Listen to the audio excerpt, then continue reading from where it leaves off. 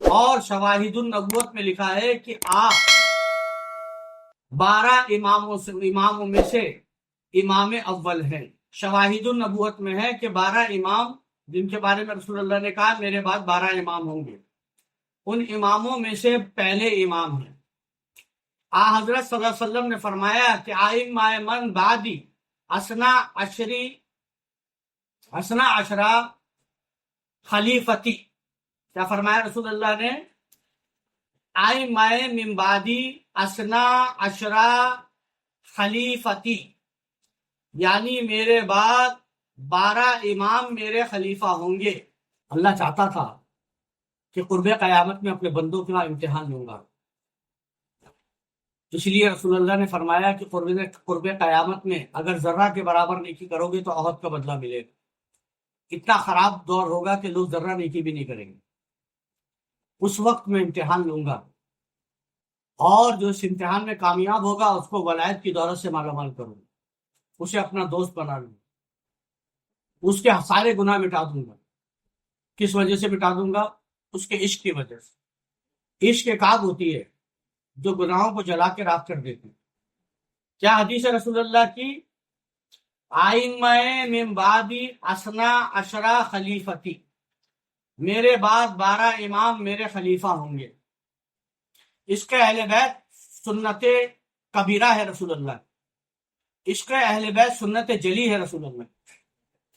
میر سید محمد کرمانی نے سیر الاولیاء میں حضرت سلطان المشائخ نظام الدین اولیاء کے ملفوظات میں نقل کیے ہیں، جن میں لکھا ہے کہ حضرت علی کرم اللہ وجہ الکریم تمام صحابہ کرام میں جود و کرم اور بخشش و عطا فخر دو عالم تھے، اور قوت اور مشقت کی وجہ سے حق تعالیٰ سے آپ کو اسد اللہ الغالب کا خطاب ملا تھا۔ قوت اور مشقت کی وجہ سے آپ کو اسد اللہ الغالب کا خطاب ملا تھا۔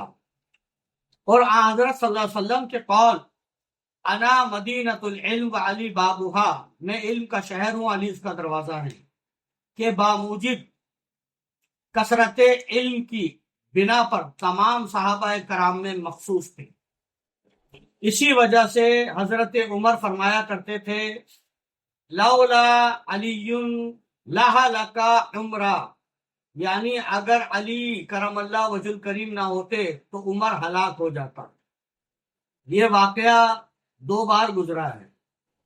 اب آگے پڑھتے ہیں۔ اور فرقہ فقر کی خلعت یعنی لباس، یعنی تصوف کا لباس، اور فرقہ فقر کی خلعت یعنی فقر کا لباس یا تصوف یا طریقت کا لباس، جو حضرت صلی اللہ علیہ وسلم کو حق تعالیٰ کی طرف سے شب معراج میں عطا ہوا، اس کے متحمل 4 خلفائے کرام میں سے حضرت علی ہوئے، اور فرقہ عطا کرنے کی یہ سنت مشائخ اعظام میں قیامت تک رہے گی۔ یعنی یہ لکھ رہے ہیں میرت الاسرار والے کہ خرقہ فقر رسول اللہ سے علی کو ملا اور کسی صحابی کو نہیں ملا، اور جو رسول اللہ نے خرقے کی رسم شروع کی معراج سے آنے کے بعد، یہ رسم ہم صوفیوں میں اور چشتیوں میں قیامت تک جاری رہے گی۔ معراج سے اللہ تعالیٰ نے جو خرقہ رسول اللہ کو عطا کیا تھا وہ مولا علی کو، فقر کا، تصوف کا، طریقت کا، معرفت کا، وہ خرقہ ہمارے خواجہ نصیر الدین چراغ دہلی سے چل کے آیا، لیکن اب اپنی طرف سے پیر خرقہ دیتا ہے، اور یہ خرقے کی رسم قیامت تک چلے گی۔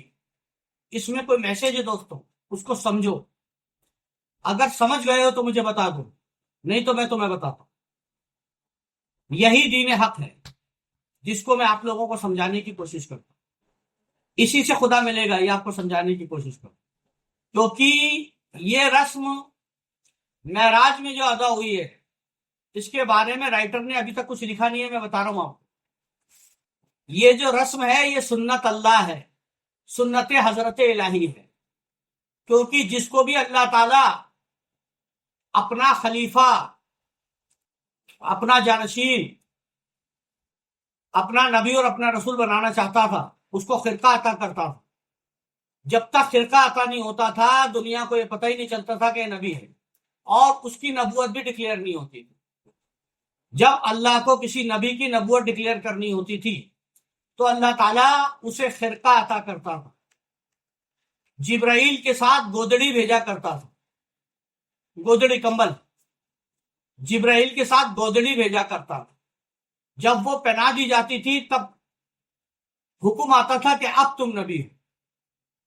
لیکن معراج اسپیشل تھی، وہاں جبرائیل کو بھیجتا تھا گودڑی لے کر پہنا۔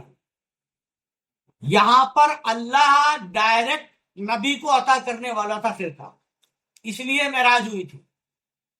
خرقہ ہی سب کچھ ہے، جو خرقہ یافتہ ہے وہ جنتی نہیں ہے بلکہ اس سے بھی کہیں آگے ہے۔ یہ سمجھانے کی کوشش کر رہا ہوں، سمجھنے کی کوشش کرو۔ اور بھی خوبصورت بات کہی ہے میں نے، بہت خوبصورت بات کہی ہے اس ویڈیو میں نے، اور بامر الہی کہی ہے میں نے۔ ارے میں بتانا چاہ رہا ہوں یہ فرقہ ہے باطلہ، یہ جہنمی گروہ جو امت کو جہنم کی طرف روزانہ لے کے جا رہے ہیں۔ میں جہنمی گروہ کی حقیقت بتانے جا رہا ہوں کہ خرقہ ہم چشتیوں کی روایت نہیں ہے، خرقہ اللہ کی سنت ہے، مگر وہ نبیوں کو جب تک خرقہ نہیں دیتا تھا وہ نبی ہی نہیں ہو سکتا تھا۔ لیکن وہ جبرائیل کے ذریعے خرقہ دیتا تھا، اپنے ایک نوکر کے ذریعے خرقہ بھجایا کرتا تھا مالک۔ لیکن اللہ نے کہا ہے جبرائیل پھر علی کے پاس ذریعے مجھے بھیج، اور میں علی کو گواہ بنا کر نبی کو خرقہ دوں گا اور کہوں گا جس کے کندھے پہ بیٹھ کے معراج پہ آیا ہے اس کو دنیا میں جا کے یہ دے دینا۔ اور وہ خرقہ علی سے چلا اور آج مجھ تک جاری ہے، اور میرے بعد مہدی علیہ السلام تک جاری رہے گا۔ یہی دین حق ہے، خرقے والا دین ہی اصلی دین ہے۔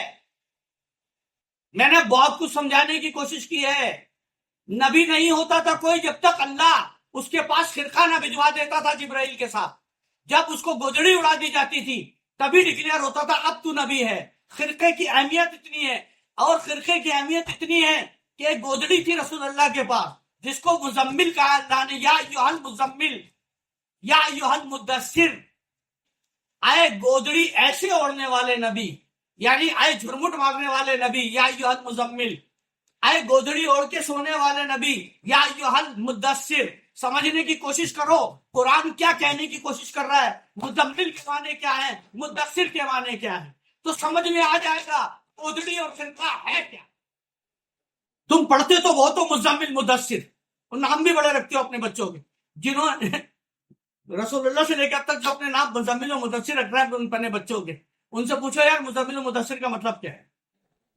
کہتے ہیں رسول اللہ کا شق صدر ہوا۔ کب ہوا؟ کہہ رہا معراج کے وقت شق صدر ہوا، سینہ کھول دیا گیا، سینہ پھاڑ کے اسے نکالا، زمزم سے دھویا، واپس ڈال دیا۔ بالکل غلط، شق صدر کے معنی کچھ اور ہے۔ آپ نجم کو غور سے پڑھو گے تو پتہ چل جائے گا۔ معراج اسی لیے تو ہوئی تھی کہ اب تک تو شریعت دی گئی تھی جبرائیل کے ساتھ، وہ تو شریعت تھی، آج شق صدر کیا جائے گا، سینہ کھولا جائے گا، یعنی سینے میں طریقت، معرفت اور حقیقت بھر دی جائے، اور وہ جبریل کے ذریعے نہیں بھیجی جا سکتی، وہ فلاپی ٹو فلاپی ٹرانسفر ہوتی ہے۔ یہ بات ہر طریقت والا جانتا ہے کہ پیر اپنے سینے سے لگا کر 1 سیکنڈ میں سب کچھ ٹرانسفر کر دیتا ہے، یہ فلاپی ٹو فلاپی ٹرانسفر ہوتی ہے۔ اللہ نے بلایا معراج میں، گلے سے لگایا، ملن ہوا، اور فلاپی ٹو فلاپی شق صدر ہو گیا، ٹرانسفر کر دی گئی طریقت، معرفت اور حقیقت۔ اور یہی سورہ نجم میں اللہ نے کہا ہے کیا شق صدر، یا تو بشر مان لو، اگر شق صدر کہہ رہا ہو کہ سینہ کھولا، نکالا، دل دھویا، پھر ڈال دیا، تو بشر مان رہے ہو کیا؟ ہماری اپنی طرح بشر مان رہے ہو؟ آب زمزم کیا ہوتا ہے؟ آب زمزم تو ان کے آبا و اجداد کی ٹھوکر سے پیدا ہوا، اور پھر رسول اللہ کے زمانے میں بھی یہی ہوا۔ حضرت عبد المطلب نے کنواں کھوجا تھا، پھر بعد میں حضرت ابو طالب لے کر گئے، اور نبی نے پھر ٹھوکر ماری، پھر آپ زمزم نبی کی ٹھوکروں سے پیدا کیا ہوا پانی نبی کا سینہ کیا فرق کرے؟ بہت ساری باتیں ہیں جس کو سمجھنا ضروری ہے۔